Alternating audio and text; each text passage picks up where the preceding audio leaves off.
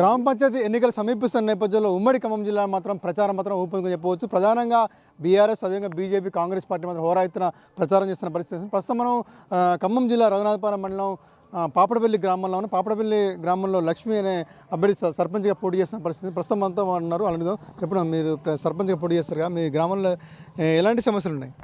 మాకు ఉన్నాయండి. మాకు రామాలయం ఉంది, మరి పింఛన్లు, రోడ్లు ఏమైనా ఉంటే కరెంటు, ఇలాంటి సమస్యలన్నీ తీర్చుకుంటాం.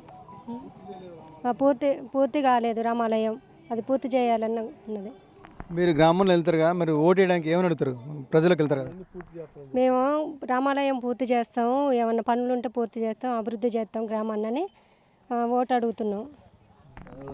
మీరు బ్యాట్ గుర్తుకే ఓటు వేయాలంటారు కదా, మరి ప్రజల్లో ఇప్పుడు గ్రామంలోకి వెళ్ళినప్పుడు ఇటు పారిశుద్ధ్య పనులు కానీ ఇంకేమైనా పంపు పనులు కానీ ఏం చెప్తున్నారు? అభివృద్ధి చేస్తామనే చెప్తున్నాము. నీళ్లు కానీ ఏమన్నా రోడ్లు, పింఛను ఇలాంటివి ఉంటే అన్నీ సరి చేస్తామని చెప్తున్నాం. ప్రస్తుతం మనతో పాటు గ్రామస్తులను అడుగుదాం. చెప్పండి, మీరు బీఆర్ఎస్ పార్టీకి ఎందుకు ఓటేయాలని ఏం చెప్తారు? ఎందుకు ఓటేయాలంటే బీఆర్ఎస్ పార్టీ అంతకుముందు కూడా పంచాయతీ బీఆర్ఎస్ పార్టీలోనే ఉంది, పార్టీ తరపునే ఉంది. అయితే అప్పుడు ఏం చేశారు, ఇప్పుడు అటు నుంచి పోటీ చేసే అతను కూడా ఇది రామాలయం అనేది ఒక పెండింగ్లో పడదు మాకు. ఆ పెండింగ్లో పడి మరి ఆయన గారు కూడా అప్పుడు సహకరించి అంత చేశారు. మధ్యలో ఆయన గారు వదిలిపెట్టి కాంగ్రెస్లోకి వెళ్ళిపోయిండు. అది అట్టే పెండింగ్లో ఉంది. కాంగ్రెస్ గవర్నమెంట్ వచ్చాక ఏం చేయలేకపోయింది, అది అట్టే పెండింగ్ ఉంది. ఇప్పుడు మేము మళ్ళీ టీఆర్ఎస్ పార్టీ తరఫున కొండపర్తి లక్ష్మిని అనే ఆమెని పోటీకి నిలబెట్టి ఆమెను గెలిపించి మళ్ళీ ఏదైనా చేసి మళ్ళీ మేము ఆయన కాంగ్రెస్లోకి వెళ్ళిపోయాడు కాబట్టి మేము కొంతమంది కలిసి వెనక మాలాంటి రైతులందరూ కలిసి సహకరించి దాన్ని డెవలప్ చేసుకుందామని. ఇంకోటి ఏంటంటే పెండింగు ఆడాడ రోడ్లన్నీ కొన్ని పెండింగ్ ఉన్నాయి, తరుగులు, అవి కూడా ఇప్పుడు వీళ్ళతో అంతకుముందు మేమే చేసినాం కదా, దాన్ని కూడా వీళ్ళ సహకారంతో దాన్ని డెవలప్ చేయాలనుకున్నాం. ఇంకా ప్రధానంగా ఏంటంటే మన తెలంగాణ స్టేట్లోనే ఈ మెయిన్ రోడ్లు అట్లా ఎక్కడ వేయలే, 18 ఇంచులు వేశారు మా కాడ. అక్కడ కొస నుంచి ఇటు ఒక దరిదాపు ఒక కిలోమీటర్ దూరంలో కూడా అటువంటి నీళ్లు ఎక్కడ ఆగకుండా బ్రహ్మాండమైన పరిపాలన చేసి అజయ్ కుమార్ ఆధ్వర్యంలో ఆ రోడ్డు వేయించారు. అది చూసి మా ఊళ్ళో ఎవరు చూసినా కూడా ఇది మున్సిపాలిటీ అని అంటున్నారు. మున్సిపాలిటీ కాదు, కేవలం ఇది పంచాయతీ. ఆ పంచాయతీలు ఎక్కడ స్టేట్లో వేయాలి మీరు ఆలోచించండి మీరు. అందుకని ఆ డెవలప్మెంట్ ఉంది కాబట్టి అట్లా ఇప్పుడు మన బోనస్ వేయలే. ఎండాకాలం వేసినప్పుడే మాకు బోనస్ రాలేదు. బోనస్ రాక అట్లా ఇబ్బంది పడుతున్నాం. ఇప్పుడు అమ్మినలో కూడా మరి ఎప్పుడు బోనస్ వచ్చిందో ఏందో మాకు తెలియదు. రైతులు ఆ ఇబ్బంది పడతారు. కొంతమంది పింఛన్లు ఆగిపోతున్నాయి. బ్యాంకులలో పోతే ఏదో కొద్దిగా గొప్ప రుణం తీసుకుంటే అవి కట్ చేస్తున్నారు. ఇంకా అట్లా ఈ కాంగ్రెస్ గవర్నమెంట్ వచ్చినాక ఇంకోటి ఏంటి, ప్రధానంగా కరెంటు ఫ్రీ అన్నారు. మా ఊళ్ళో కనీసం 140 కుటుంబాలకి కరెంటు రాలే. అంటే కరెంట్ వచ్చిందిలే కానీ ఫ్రీ బిల్లు రాలే, జీరో అకౌంట్ రాలే. అది కూడా ఎన్నిసార్లు తిరిగినా మండల ఆఫీస్కి ఆడేదో ఓపెన్ కాలేదు, అది లేదు చెప్తారు. అది ఒక పెద్ద ప్రాబ్లం ఉంది, అది మేము ఒకటి చూసుకోవాలి.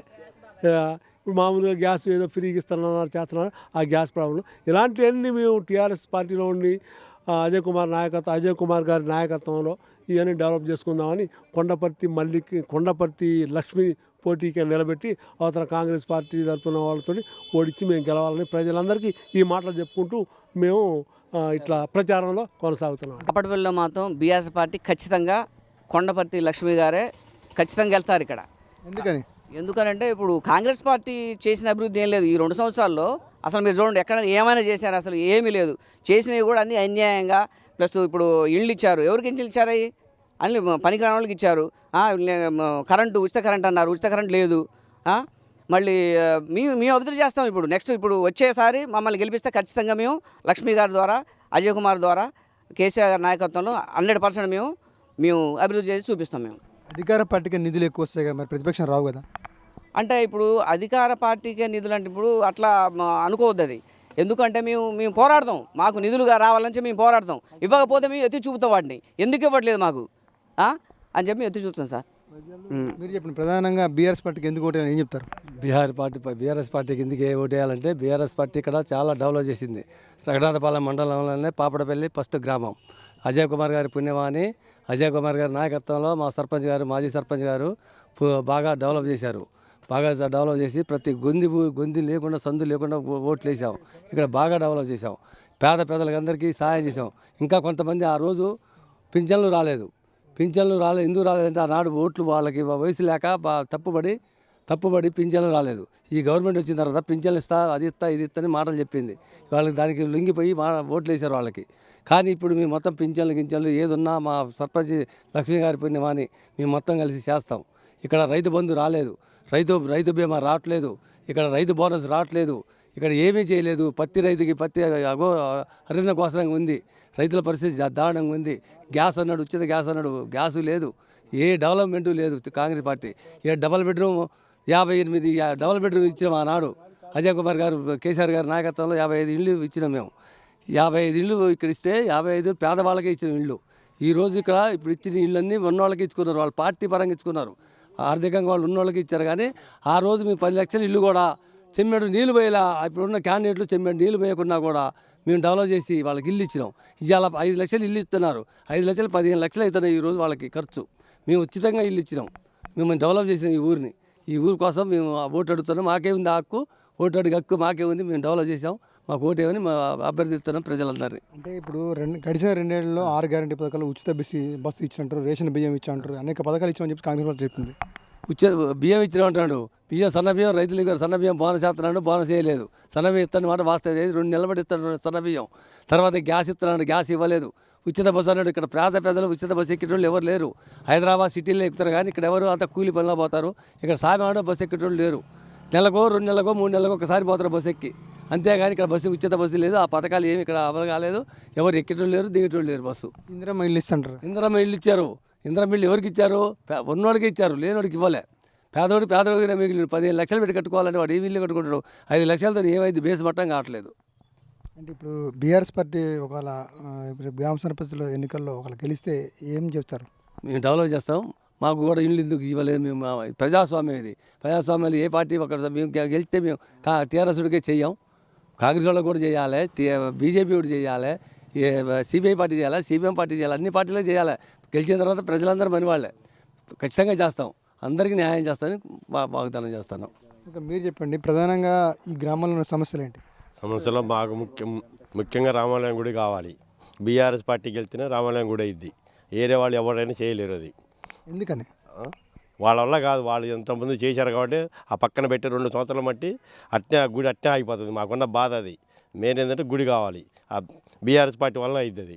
అంటే కాంగ్రెస్ పార్టీ అభివృద్ధి ఎక్కువ చేస్తుంది, 6 గ్యారెంటీలు ఇస్తుంది, ప్రతి గ్రామంలో కూడా అభివృద్ధి చేస్తామని చెప్తున్నాడు. ఒక్కళ్ళ గోడ 6 గ్యారెంటీలలో ఒక్కళ్ళ గోడ ఉచిత బస్సు అంటే ఉచిత బస్సు ఎంతమంది ఎక్కుతారు? మాట్లాడిన మగవాళ్ళు పోతే నానా ఇబ్బంది పడుతున్నాం. అది ఉచిత బస్సు ఎంతవరకు సాధ్యపడది? కూలి చూసుకుంటాడు, వాడు పొద్దా కూలీ పోవాల్సింది, వాడు పోతాడు బస్కి. ఇవన్నీ చెప్పుకుంటారు కానీ చెప్పుకోవడానికే పనికొస్తాయి. సన్నబియ్యం ఇస్తుంటారు. సన్నబియ్యం ఏమైతే నా సన్నబియ్యంలో అన్ని కల్తీలు వస్తున్నాయి. ఒక సన్నబియ్యం అని పేరు పెట్టాలి కానీ అన్ని రకరకాల క్వాలిటీలు వస్తున్నాయి. ఆ సన్నబియ్యం కూడా తిన్నోడు తింటాడు. ఫస్ట్ రామాలయం గుడి పూర్తి చేస్తాం.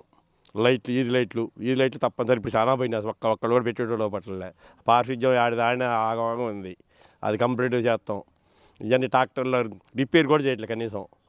ఇట్లాంటివన్నీ డెవలప్మెంట్ చేస్తాం. ఓకే, మొత్తం చూసినట్టయితే గ్రామాల్లో చూసినట్టయితే చాలామంది కూడా గ్రామస్తులు చెప్తున్న విషయం ఏంటంటే గ్రామాల్లో మాత్రం అభివృద్ధి మాత్రం కుంటుపడని చెప్పారు. గత బీఆర్ఎస్ ప్రభుత్వంలో అభివృద్ధి ఎక్కువ జరిగింది చెప్తారు. ప్రధానంగా చూసినట్టయితే ఇక్కడ రామాలయంలో పెడితే సమస్య అనేది పెద్ద సమస్యగా మారింది. ఈ అభివృద్ధి చేయాలంటే మాత్రం అది బీఆర్ఎస్ పార్టీకి సాధ్యమైంది. కాంగ్రెస్ పార్టీలో ఉన్నప్పటికీ కూడా ఇక్కడ నాయకులు మాత్రం ఎవరు పట్టించుకోవడం చెప్తారు.